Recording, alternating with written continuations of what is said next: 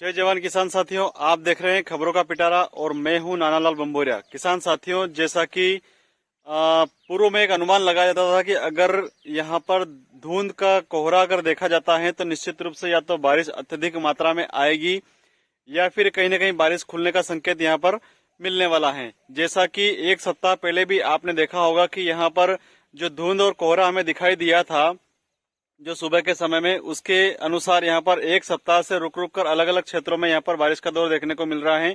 और आज 18 अगस्त है। 18 अगस्त को रात्रि से ही यहाँ पर कोहरे का दौर हमें देखने को मिला है, जो कि धीरे धीरे अब छटता हुआ 8 बज चुके हैं और 8 बजे के पश्चात में यहाँ पर अब मौसम साफ होता हुआ दिखाई दे रहा है। किसान साथियों, आप सभी से आग्रह करना चाहूंगा कि आज मेरे गृह नगर में बालाजी महाराज का विशेष पूजन अभिषेक बारिश की मनोकामना के लिए किया जा रहा है। आप भी अपने क्षेत्र में निश्चित रूप से अपने प्रभु को, अपने इष्ट देव को मनाने के लिए भरपूर प्रयास करें, क्योंकि आने वाले जो समय है वो संकट से खाली दिखाई नहीं दे रहा है। क्योंकि अभी जो है वो अगस्त का जो महीना है वो आधे से अधिक समय गुजर चुका है और ये जो वो परिस्थितियां हैं जो कई बार ऐसे होता है कि इस समय में बारिश जो है वो समय छोड़ करके चली जाती है।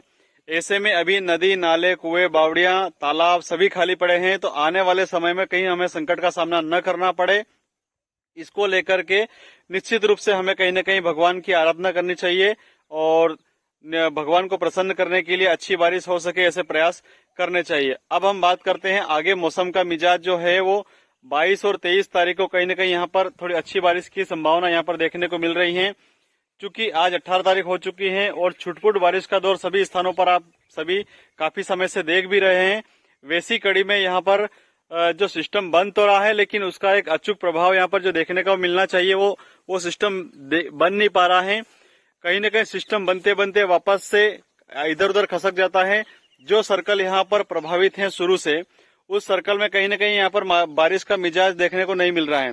जैसा कि अभी मध्य प्रदेश में ट्रफ लाइन जो है हमारे इस क्षेत्र से गुजर रही है, इसके साथ ही साइक्लोनिक सर्कुलेशन सिस्टम भी यहाँ पर बना हुआ है और लो डिप्रेशन प्रेशर भी यहाँ पर बना हुआ है। इन तीन सिस्टम के बावजूद भी यहाँ पर बहुत ही ज्यादा संख्या में और जोरदार बारिश का दौर हमें देखने को नहीं मिल रहा है। इसके पीछे एक ही कयास लगाए जा सकते हैं कि कहीं न कहीं प्राकृतिक आपदा और प्राकृतिक रुकावट यहाँ पर देखने को मिल रही है। किसान साथियों, बंगाल की खाड़ी और हिंद महासागर से लगातार सिस्टम बन रहा है और बनते बनते कभी गुजरात की तरफ चला जाता है तो कभी उत्तराखंड की तरफ चला जाता है। आप सभी देख सकते हैं उत्तराखंड में भी भारी तबाही का दौर देखने को मिल रहा है। अगर हमने समय रहते यहाँ पर अगर इस प्रकार से उपाय नहीं किए तो निश्चित ही आने वाले समय में जो कुएं बावड़ियां हैं उसको भराने में कहीं न कहीं संकट का सामना करना पड़ेगा। तो यहाँ पर ये थी मौसम की जानकारी और लगातार मौसम में परिवर्तन भी होता हुआ दिखाई दे रहा है। जिन क्षेत्रों में बहुत अच्छी बारिश हो रही है वो किसान कहीं न कहीं भाग्यशाली है और जहाँ पर बारिश नहीं हो रही है, हमारे पास केवल एक ही उपाय है इस प्राकृतिक आपदा को रोकने के लिए।